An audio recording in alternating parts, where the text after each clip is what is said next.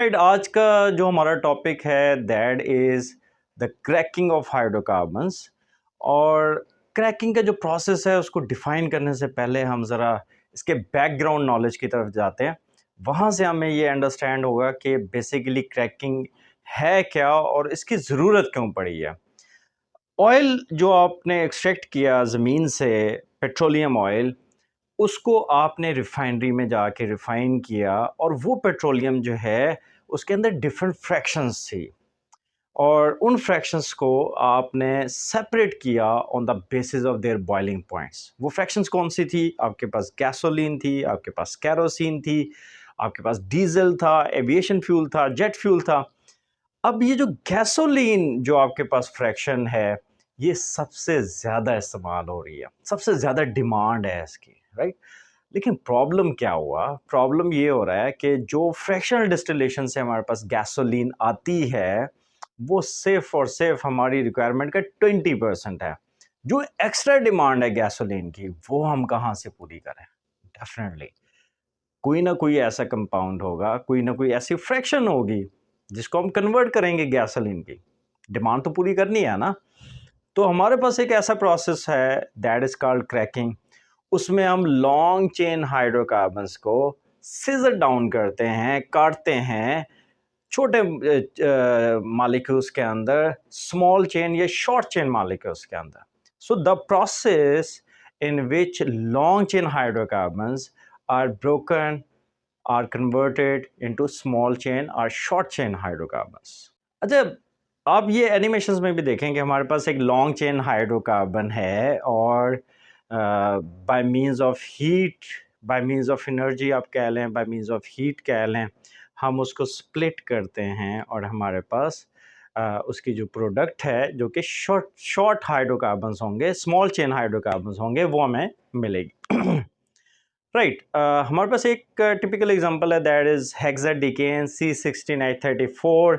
जब हमने उसको थर्मली क्रैक किया तो हमारे पास आया है हेप्टेन दैट इज C7H16।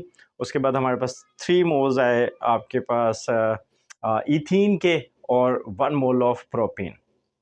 तो ये एक एग्जांपल है जिसको आप कोड कर सकते हैं along with the definition of cracking.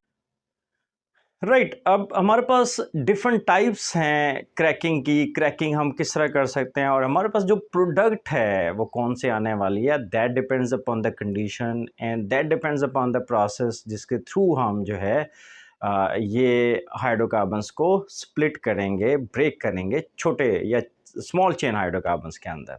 तो 3 बेसिक कैटेगरीज हैं, 3 टाइप्स हैं क्रैकिंग के depending upon the condition. Number 1 is thermal cracking, number second is catalytic cracking and number third is steam cracking। Thermal cracking के अंदर हम क्या करेंगे, non volatile hydrocarbons को लेंगे हम और उसको एट वेरी हाई टेम्परेचर जो है हम उसको क्रैक करेंगे छोटे मालिक्यूल्स के अंदर, ठीक है। और ये मालिक्यूल्स जो हैं these may be the unsaturated hydrocarbons, like ethene मिल गया, लाइक प्रोपीन हमारे पास आ गया। दूसरी जो आपके पास टाइप है दैट इज कैटालिटिक क्रैकिंग।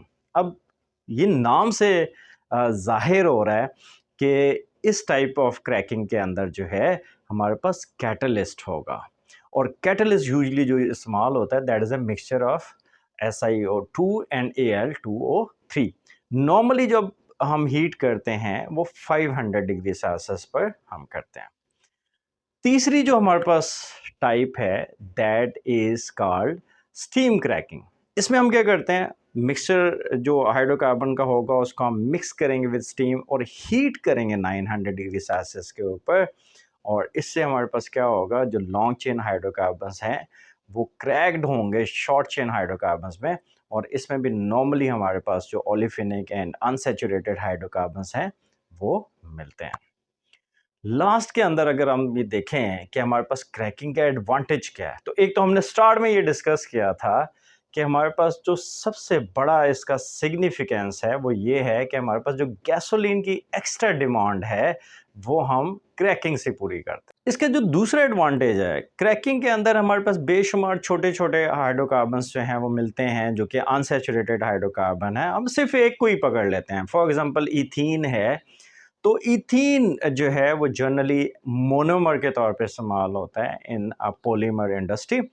और इसके अलावा ईथीन जो है वो एक बड़ा ही ज़बरदस्त किस्म का जो है वो रिएजेंट है, एक फीड स्टॉक के तौर पे इस्तेमाल होता है बेशुमार इंडस्ट्रीज़ में।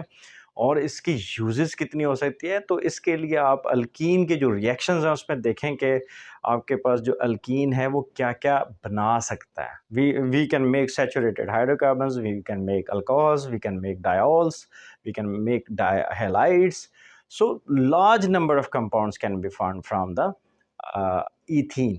ठीक है जी, तो इस तरीके से बेशुमार ऐसे हमारे पास मॉलिक्यूल्स बनते हैं, छोटे-छोटे अनसैचुरेटेड हाइड्रोकार्बन्स जो है वो जनरेट किए जाते हैं, जो कि बेशुमार इंडस्ट्रीज़ के अंदर एज़ अ फीड स्टॉक जो है वो इस्तेमाल होते हैं।